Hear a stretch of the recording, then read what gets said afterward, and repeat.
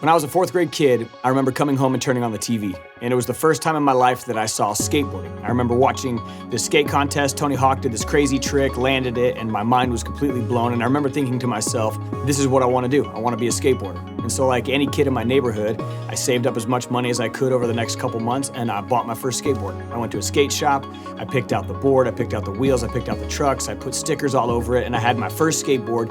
And I remember being so excited thinking, this is the thing that I want to do for the rest of my life. And I got to the skate park, and like any skate park, this one had a culture.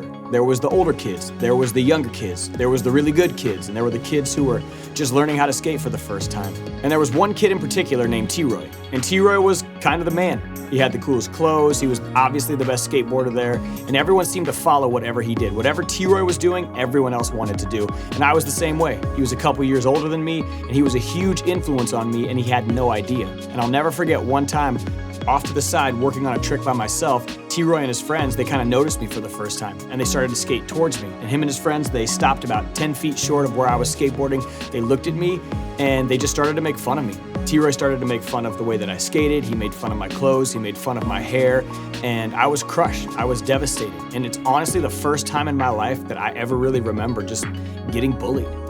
And that one single act, that one comment from someone that meant a lot to me, it took skateboarding away from me. And I stopped skating for almost 10 years. It was nearly a decade before I ever got back on a skateboard again. And T-Roy, he stole something from me that day.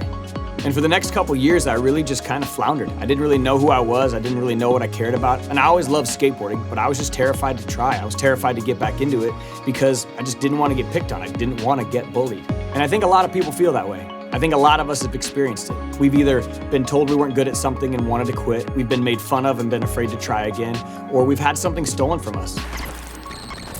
I've dealt with bullying, and it was a terrible experience. Being bullied doesn't just affect you physically, but as well as mentally. I was bullied so bad growing up. They laugh at them in the hallway, post about them on social media. Why are people treating me this way? It's really hard to go through and face that. I normally hung around with guys because girls are just not nice. I was being bullied during already one of the most difficult times in my life. Whether it's the words that you write to each other online, the things that you tweet, the stuff that you say in a YouTube comment, I don't think everyone understands that bullying always causes a response. The first response that's typically associated with someone being bullied is that they retaliate. They take it back out on the person that was saying something mean to them. And before long, we're caught in this vicious cycle of he did something to me, so I've got to do something to him, or she said something to me, so I've got to say something about her. And all that we know is we're caught up in this game of trying to get even and trying to say something mean about each other.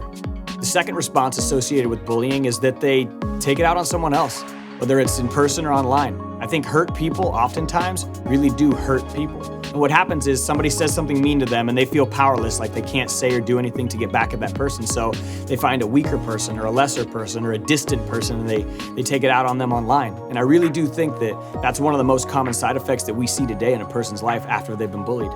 The third response, and the scariest of all, is that they take it out on themselves. And that leads to a rise in suicide or cutting or self-harm or depression. And I really do believe that a lot of the reason that kids are depressed or hurting today is just that they've been picked on and bullied and they don't have a voice. It degrades your self-esteem. It makes you feel worse and worse about yourself. You feel like every word that they say is like a kick in the stomach. It was probably one of the worst things that have ever happened to me. It makes you feel bad about yourself. It just makes me feel like completely broken that people can actually act this way.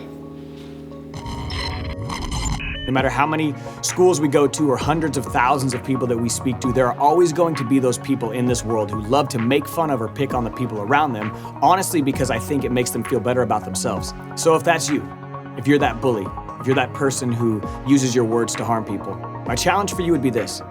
Ask yourself why. Ask yourself, what is that thing inside of me that feels the need to rob people of something? What is that thing in me that feels the need to rob someone of their joy? What is that thing that lives inside of me that wants to hurt people? And ask yourself that question. Why do I need to be a bully? I can tell you what bullying won't get you. It won't get you real friends. It won't get you true joy. It won't be satisfying. That kind of behavior, it always catches up to you. You know what is tough? You know what does have power? Recognizing that you're wrong, admitting that you're wrong, asking for forgiveness, that takes power. And for those of you being bullied, your instinct is that you're going to want to respond. You're gonna wanna retaliate on the person that's hurting you. You're gonna wanna take it out on someone else, whether in person or online, or you're gonna wanna take it out on yourself. I want you to understand something.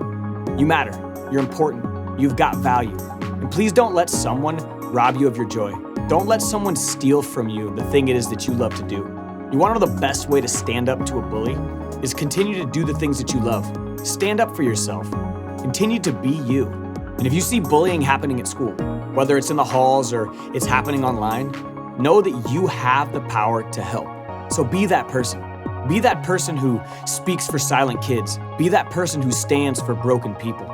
I had skateboarding taken away from me for almost 10 years because of one thing that someone said.